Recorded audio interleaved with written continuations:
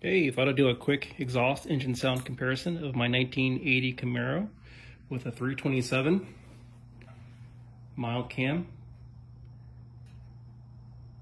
It's got the Spintech exhaust on it.